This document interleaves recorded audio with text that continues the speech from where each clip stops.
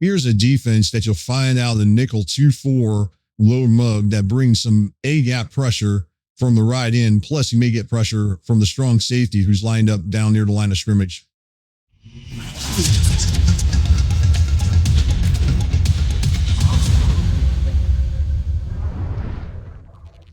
All right, the very first thing we need to do before we actually get on the field is to call this stunt, which is left text to man.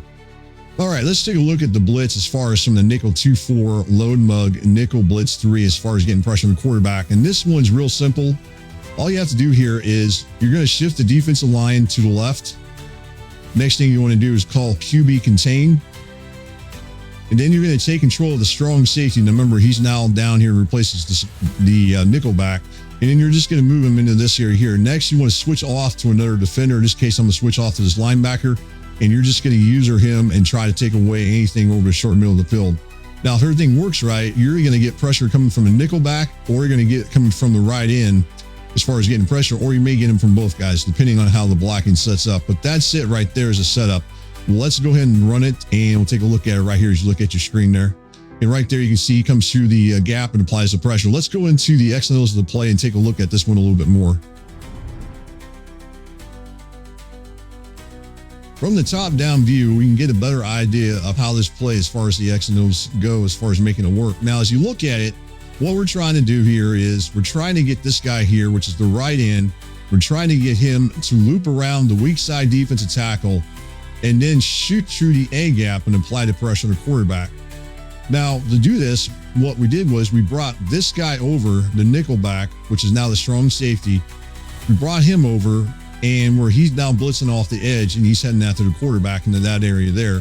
Now, what this is going to do, it's going to force this guy right here, which is the left tackle, to look to block him. And then you got the weak side defensive tackle who's going to be slanting out. So let's take a look at him. You got the weak side defensive tackle right here. He is slanting out towards this direction here. Now, this is going to force this guy right here, which is the left guard, to look to block him. And ultimately, that's going to end up allowing us to get this pressure coming off the edge from this guy right here who will shoot through that A gap. So that's the design of it. Now, the other thing that we got to look at is to make sure we can get the center occupied. And as you look here, here's the center. As you look at your screen, so we want to get him occupied as well, which is going to come from this guy right here. This guy's going to occupy him, which is going to be the strong side defense tackle. So look right there as you look at it, and you can see right there where it's occupied. Now with that, this is going to create this big old gap where this guy right here, again, can loop around and come after the quarterbacks. This is what you're seeing on your screen there. And that's what happens there as you look at it.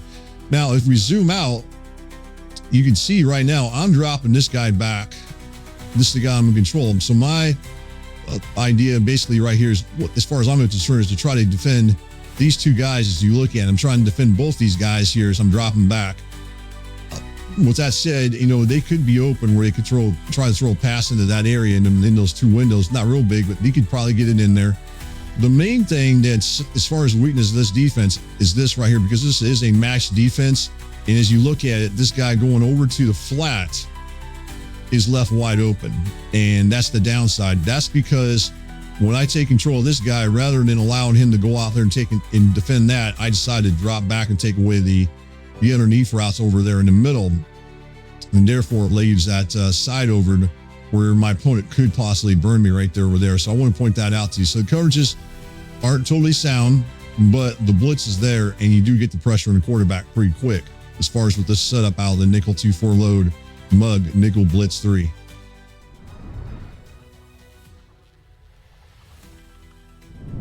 All right, this time I want to run against one more play out of the gun trio halfback week. This play is called verticals, and you can see it up there in the upper right-hand corner of your screen. Now, this play has the running back running a delayed swing route. Now, what he's going to end up doing against this particular defense, he's actually going to stay in the pass block since it's a 5-man pass rush.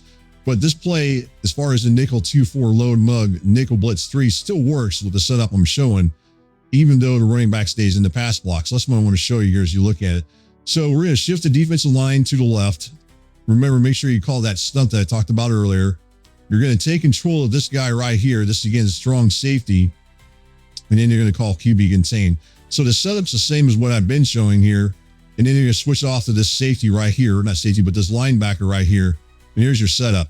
Let's go ahead and run this, and I'll show you how this one works right there. And you still get the pressure on the quarterback, but this time, because the running back stays in the pass block, the pressure actually is applied by the strong safety. So even with the five-man offensive line pass protection, plus the running back staying in the pass block, which now gives you 6, as far as pass blockers, you can still get pressure on the quarterback with this setup.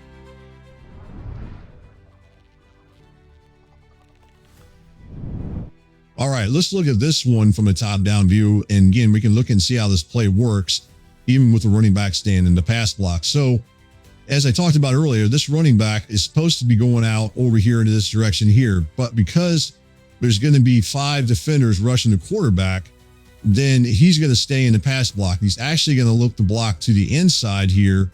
And what he will do is he will block this guy right here who's going to be shooting through this A-gap, the right in.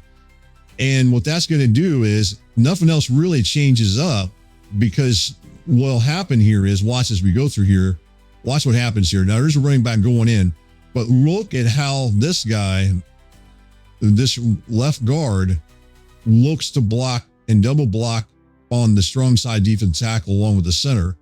That's what you're seeing there. So that's the one thing that changes up as far as the run blocking goes, because now the running back steps inside.